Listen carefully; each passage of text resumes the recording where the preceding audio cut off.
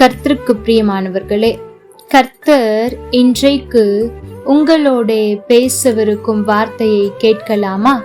உபாகமம் 10ஆம் அதிகாரம் 16ஆம் வசனம். நீங்கள் இனி உங்கள் பிடரியை கடினப்படுத்தாமல் உங்கள் இருதயத்தின் நுனித்தோலை விருத்த சேதனம் பண்ணுங்கள். தேவ ஜனமே, இன்றைக்கு ஆண்டவர் உங்களிடத்தில் எதிர்பார்க்கிற ஒரு காரியம் என்ன தெரியுமா? ஏதோ ஒரு வாழ்க்கை வாழ்வதை அவர் உங்களிடத்தில் விரும்பவில்லை. கொஞ்சம் உங்களுடைய இருதயத்தின் நுனித்தோலை விருத்த சேதனம் பண்ண வேண்டும் என்று விரும்புகிறார். இது எதை குறிக்கிறது? உலகத்தின் ஆசை என்று சொல்லி அவற்றில் மூழ்கி கிடக்கிற என் அன்பு மகனே, என் அன்பு மகளே, உலகத்தின் சிற்றின்பம் முக்கியம் என்று விழுந்து கிடக்கிறீர்களோ, அல்லது உலகத்தின் ஆசை, உலகத்தின் இச்சை, உலகத்தின் சில காரியங்கள் ஆண்டவரை மறக்க செய்து விட்டதோ? இன்றைக்கும் ஆண்டவரை நேசிக்கிறீர்கள், உண்மைத்தான். ஆனால் ஆண்டவரை விட மற்ற காரியத்திற்கு அதிகமாய் முக்கியத்துவம் கொடுக்கிறீர்களோ? ஆண்டவர் அநேக நேரத்தில் நீ செய்கிறது தவறு, கொஞ்சம் மனம் திரும்பு, முழு இருதயத்தோடு என்னை நேசி, என்னில் அன்பு கூறு என்று அவர் சொன்ன போதிலும் கூட அதை கேட்டும், ஆண்டவரே நான் உம்மை நேசிக்கிறேன், ஆனாலும் இதுவும் எனக்கு வேண்டும் என்று உலகத்தின் சில காரியத்தை விட்டு விடாமல் இருக்கிறீர்களோ? உங்கள் இருதயத்தை கடினப்படுத்தி கொண்டிருக்கிறீர்களோ? ஆண்டவர் எவ்வளவு பேசியும் சில காரியத்தில் காது கேளாத செவிட்டு விரியனை போல இருக்கிறீர்களோ? ஆண்டவர் இன்றைக்கு உங்களோடு தான் பேசி கொண்டிருக்கிறார். என் அன்பு மகனே, என் அன்பு மகளே, உன்னிடத்தில் அன்பாய் நான் எவ்வளவு சொல்லி பார்த்து விட்டேன், எத்தனையோ முறை எச்சரித்து பார்த்து விட்டேன். இன்னும் நீ உன் பிடரியை கடினப்படுத்தாதே.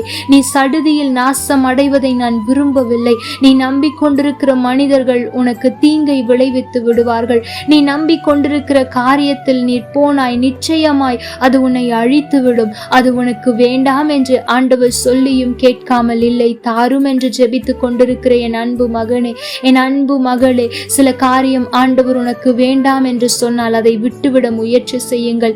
இல்லை, அதுதான் வேண்டும், அதுதான் எனக்கு சந்தோஷம், அந்த வேலை கிடைத்தால் நான் இப்படியாய் செட்டில் ஆகி விடுவேன் என்று உங்கள் கணக்கை வைத்து கொண்டு ஆண்டவரிடத்தில் பிடிவாதமாய் இருக்காதிருங்கள்.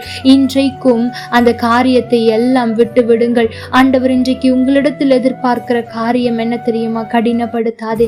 என் அன்பு மகனே, என் அன்பு மகளே, எத்தனை தடவை நான் பேசிக்கொண்டே இருக்கிறேன், இது எனக்கல்ல எனக்கல்ல என்று சொல்லி நீ உன் செவியை திருப்புவது நியாயமா என்று ஆண்டவர் கேட்கிறார். தேவ ஜனமே, உன்னை பரிசுத்தத்திற்காக ஆண்டவர் அழைத்தார். நீ பரிசுத்தத்தை விட்டு வெகு தூரம் போய்விட்டார். இன்றைக்கும் உன் பாவங்களை எல்லாம் மன்னித்து உன்னை பரிசுத்தப்படுத்த அவர் போதுமானவராயிருக்கிறார். இன்றைக்காவது நீ திரும்பி வருவாயா என்பதுதான் அவருடைய ஏக்கம். ஆகவே இனியும் நீ கடினப்படுத்தாதே. இல்லை, இன்னும் கொஞ்ச நாட்கள் நான் அனுபவித்து விட்டு பின்பு நான் உம்மிடத்தில் வருகிறேன் என்று சொல்லி கொண்டிருக்கிறாயோ? என் மகளே, ஆண்டவர் உன்னை பார்த்துதான் பேசி கொண்டிருக்கிறார். நீ கடினப்படுத்தினது போதும், நீ பரிசுத்தம் இல்லாமல் வாழ்ந்தது போதும். உன்னை பிரித்தெடுக்கும் போதே பரிசுத்தமாய் வாழ்வதற்காகத்தான் பிரித்தெடுத்தேன். இன்றைக்கு உலகத்தோடு சேர்ந்து நீ காம்ப்ரமைஸ் ஆகி கொண்டிருக்கிறாயோ? உலகத்தின் நண்பர்களுக்காக, உலகத்தின் சில வாய்ப்புகளுக்காக இல்லை பரவாயில்லை என்று காம்ப்ரமைஸ் செய்து கொண்டிருக்கிறீர்களோ? ஆண்டவர் வேதனையோடு சொல்லுகிறார், நீ கடினப்படுத்தினது போதும், பரிசுத்தத்தின் விஷயத்தில் நீ சமரசமானது போதும். பிரித்தெடுக்கப்பட்ட வாழ்க்கையை வாழ இன்றைக்கு உன்னை அர்ப்பணி என்று ஆண்டவர் சொல்லுகிறார். தேவ ஜனமே, இன்றைக்கும் வஸ்திரங்களை அல்ல, இருதயத்தை கிழித்து கொண்டு உபவாசத்தோடும் கண்ணீரோடும் முழு இருதயத்தோடும், ஆண்டவரே நான் இப்படி எல்லாம் செய்து விட்டேன், என்னை மன்னியும், என்னை பரிசுத்தப்படுத்தும், என்னை உமக்காக மீண்டுமாய் எழும்பி பிரகாசிக்க செய்யும் என்று செபித்து பாருங்கள். ஆண்டவர் சந்தோஷப்படுவார். கர்த்தர் தாமே உங்களோடு கூட இருந்து உங்களை ஆசீர்வதிப்பாராக. ஆமேன்.